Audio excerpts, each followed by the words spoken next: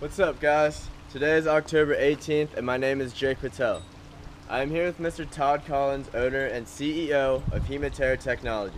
This is a software developing company that creates software for organizations that collect blood, plasma, platelets, and other biologics. His business is located in Jacksonville, Florida, along with its second office in Baltimore, Maryland. I have no family members associated with this business. So the startup, what made you decide to open your own business?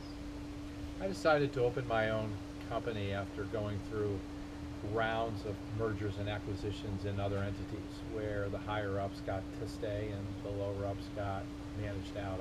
I wanted to own my own future. So the business plan. How much time and planning did it take before deciding to open a business? The business plan took about half a year. Really had the structure written in about a month, but then spent another 4 months or so with doing industry analysis and really tightening it up a lot. Okay, and then how did you obtain any startup capital?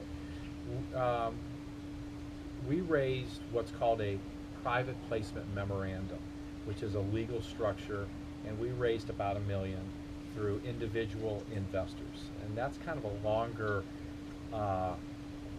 process. That took approximately 6 months, and it's a fairly involved legal structure, but that was how we raised our capital. Okay, and from there, that's how you created the startup of the business. That's right. Since this is a niche industry, what kind of marketing strategies do you guys use? Yeah, the marketing in this industry is really about attending events, knowing who all the players are, and just calling them.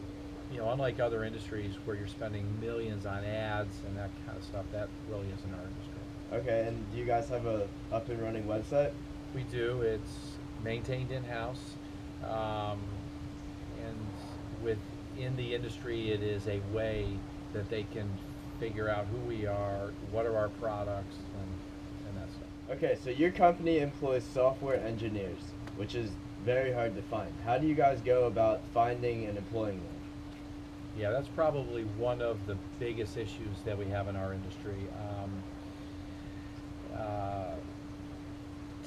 Technical people at this point, you're either finding them through ads, trade events, but mostly in ads. We interview, we screen them, we put them through a test, and then in the end it becomes down to, because we are small, is their personality going to mesh with everybody else in our industry or in our in our offices. Okay, and then that's pretty important. Like, what is the most important quality that someone in this industry would need? In ours, it really comes down to, do they have the software engineering technical skill, and that's really only about half of it. The other is, do they have the interpersonal skills to be in a little small office with 11 folks and be a part of a team. Okay, and what are some of the different positions of the company? Yeah, we have client relations, we have project management, and we hire a lot of software engineers, and those are our roles. Okay, and now do all of these groups of people work in the same building, or some from in-home, in the office? We've got an office in Maryland, and we have an office here, Jacksonville, Florida, and we have one individual who we allow to work remotely, but everyone else is in one of our offices. Okay, and how do you guys normally evaluate and strengthen the staff? Every year, every staff member has an annual review, and that is the one area that determines how much of a raise, but then also it becomes the next year's plan. So each individual will have 2, 3, 4, items that for the next whole year they're going to be strengthening and working on. As an owner, what kind of day-to-day things would you normally have to do? As an owner and having an entity that's relatively small, that's what makes it interesting.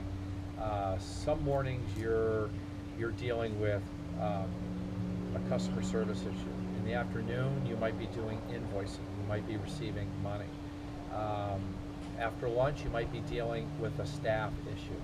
It is nonstop, and it's all around. Okay. And that's just within the 9 to 5 hours. Is there anything else you do outside of the office? Absolutely. Most owners of a small entity, you're going to be working nights, weekends, and it's typically doing the things you don't want to waste office hours. You want to be spending time during office hours dealing with your customers. You don't want to be wasting it on invoicing and that kind of stuff. Okay, so we know how you evaluate success in this type of industry, but what type of experience would be considered bad ones or you would want to stay away from? In our industry, the number one item that you want to stay out of is anyone stealing from. Okay. The code that we write is special for us, and if it ended up in the hands of somebody else, it would take us years to overcome it. So I would say the number one thing that we want to avoid is employee stealing. So it sounds like you kind of have this process down, considering you've opened 3 of these companies. But if there was one thing that you could change about the way you operate your business, what would that be? Yeah, we have multiple people in multiple offices. And when you're small, being all in one office is huge because everyone hears everyone else, conversations are being had. There's just a certain amount of improvement that happens. We're spread out a little. If I was doing it all over, I'd have us all in one office. Okay, and do you think that would help like the strengthening of the company? Absolutely, because the employees would learn more. We've got our senior management in another office in another state, and a lot of the software engineers don't have access to those senior people. So I think it would really help our staff if they had everybody around learning our industry working together. Yep. So Okay. along the lines of passion, is it really that important to love and like what you do, or can the money just keep someone in it? I believe it's really important. I wake up every morning excited about what I do, and I've been doing this now since the 1990s, so 20 years almost. Yeah. I wake up every morning not saying, oh, I got to go off to work or hop on a plane. I'm excited about it. I cannot imagine what it would be like owning an entity, going in it every morning if I didn't like it. I think you have to love it. Now, do you say that because you're the owner of it, or and because you created it yourself? Yes and yes. I can tell you when I worked in other industries and I wasn't the owner, I didn't like the work, I didn't like the industry, but I also wasn't the owner.